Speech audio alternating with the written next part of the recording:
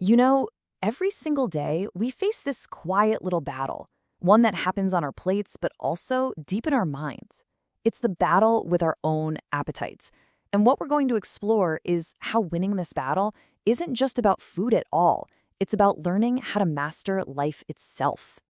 So let me start by asking you something. Have you ever found yourself eating not because you were truly hungry, but because of some other urge, an urge you couldn't quite put your finger on? That feeling that your appetite is leading you instead of the other way around? If that sounds familiar, believe me, you are not alone. That feeling points to a really deep disconnect in our modern lives. To really get this, we first have to understand what it is we're actually chasing. See, science makes this super important distinction between pleasure and happiness. Pleasure, that's the short-lived hit of dopamine. Think of that first amazing bite of a donut. It's intense, but it's gone in a flash. Happiness, though, that's something else entirely. It's a longer-lasting state of contentment, and it's fueled by serotonin. It's not a rush, it's a deep sense of well-being. The big problem is we so often confuse the two, right? We chase one pleasure hit after another and then wonder why we never find that lasting happiness. So why is this trap so hard to escape? Well, it's not a failure of willpower. It's actually written right into our biology. Okay, so our bodies have this brilliant survival system. It's called homeostatic eating. Just think of it like the gas gauge in your car. Your brain is constantly monitoring your energy levels, and when the tank is low, it tells you, hey, time to refuel. It's a beautifully simple system. You eat when you need energy. But then there's hedonic eating, and this has nothing to do with filling the tank. This is all about the joyride. It's driven by the brain's reward circuits, and it's all about the pleasure we get from food, especially those foods packed with fat and sugar. This is the system that can completely override your body's actual needs. And this is where it gets really interesting for us today. Our brains evolved in a world where food was scarce, where finding something high energy was a huge win for survival. But today, we live in a world of what scientists call gustatory superstimuli.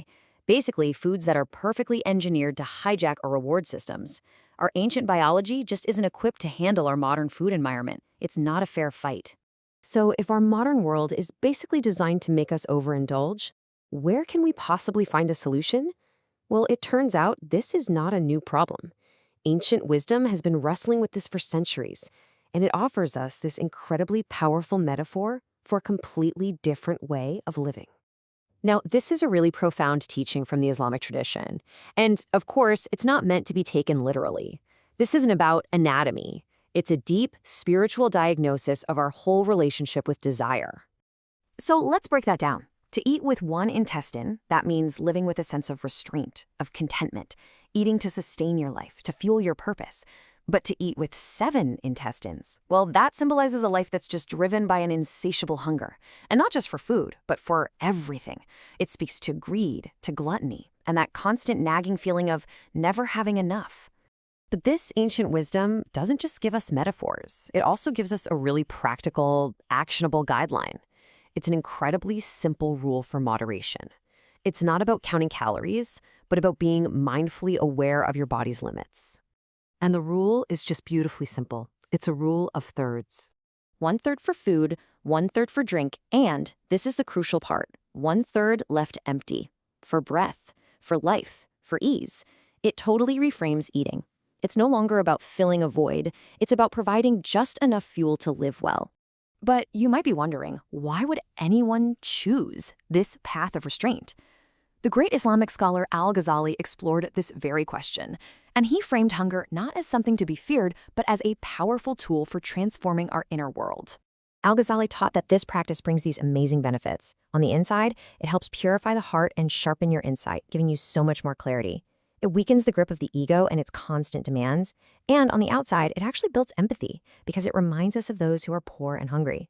And just on a practical level, it helps prevent illness and gets rid of that sluggish, heavy feeling you get after a big meal, leaving you more alert and energized. You see, this physical practice of disciplining the appetite is really pointing towards a much higher spiritual goal. And that goal is a central concept in Islam known as taqwa. So what is taqwa? Well, it's often translated as God consciousness, but you can think of it as a state of active present moment awareness that inspires you to live with real intention and self-restraint, protecting yourself from what's harmful, both spiritually and physically. And the connection here is so direct. In Islamic thought, there's a concept called the nafs. It's like the ego, the part of us that's driven by our base desires.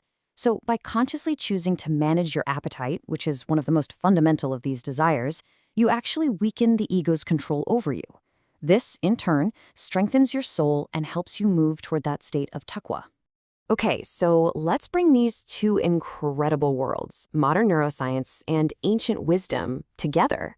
What does all of this mean for us, living our busy lives right here and right now? It means that this ancient spiritual practice of mastering the appetite isn't just some old religious discipline. It's actually a powerful, time-tested technology for managing the exact same hyper-reactive reward system that modern science is telling us about. It's a way to consciously regulate those primal drives that can so easily take over. And this brings us right to the heart of it all. I really want you to let this sink in. In fact, wherever you are, I invite you to say it out loud with me.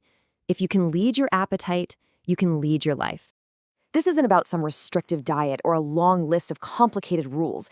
It's simply about the very next choice you make. Your next meal isn't just about food. It's a chance. It's a choice between being led by an impulse or choosing to lead with intention. So the question I'll leave you with is this: what will you choose to lead?